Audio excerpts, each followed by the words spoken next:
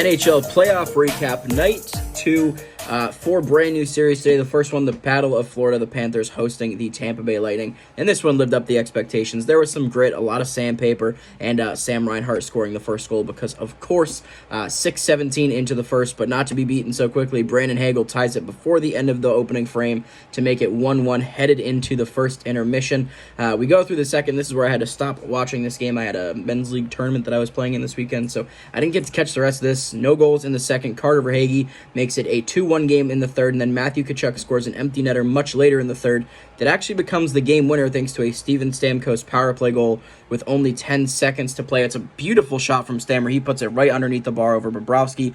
Nothing that he could have really done there, but too little too late, and it's a 1-0 series lead for the Panthers.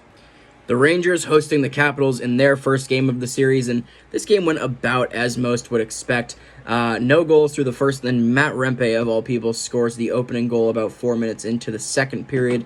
Less than a minute later, Artemi Panarin scores again to make it 2-0, and under 2 minutes after that, Jimmy Vesey scores to make it 3-0, all in pretty quick succession early in the second period. Martin Fehervary does score about a minute later from Vesey's goal to make it 3-1, but that would be the only goal the Caps get past Shesterkin. Kreider scores once in the third to make it a 4-1 game with about 3.5 to go, and it's a 4-1 victory for the Rangers, and a pretty easy one at that. They outshoot Washington 31-21. Charlie Lindgren just not quite good enough. Igor Shesterkin more than good enough, and it's a 1-0 series lead for the guys in blue.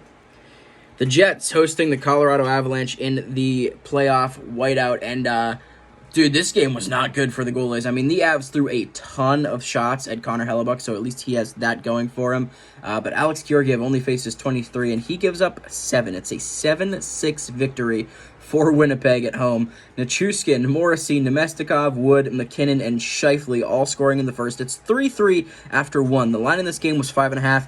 If you hammered the over, you did not have to sweat this one out whatsoever. Adam Lowry scores the only goal of the second. About halfway through, it's a great effort from him to take the lead for Winnipeg, and then he scores 3.5 into the third once again to make it a 5-3 game. Connor extends the lead to 6-3.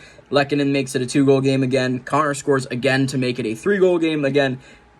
And then later in the period, Makar and Middlestat both score to bring us back within 1. Middlestat's goal coming with just 30 seconds to go, though, so not quite enough time to tie it. The Avs run out of time in this one, and it's a 7-6 win for Winnipeg again. Georgiev, not good. A 6.96. I'll be very curious to see what Bednar does with regard to his goaltending in Game 2. And Connor Hellebuck, I mean, he faced 46 shots. Not a good night, but he stops 40 of them, so, I mean, it could be a lot worse. The likely Vezina winner, despite not having a great statistical night, still going to go down as a pretty big W in his books, I'm sure. It's a 7-6 win for Winnipeg.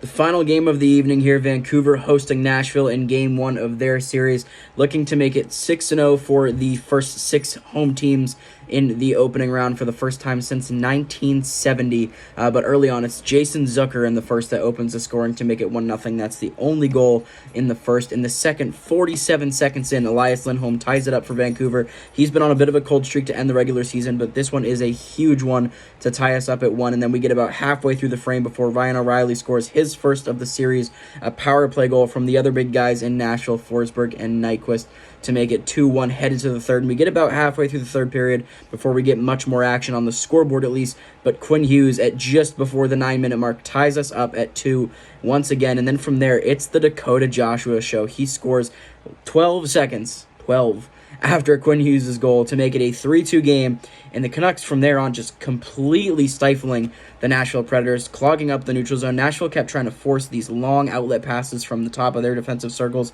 all the way to the Canucks' blue line, and it was just not happening. Eventually, they pull the goalie, and Dakota Joshua gets his second of the game on the empty net, and it's a 4-2 victory for Vancouver despite trailing to enter the third period. A big game from Thatcher Demko. He goes 20 for 22, a .909 save percentage.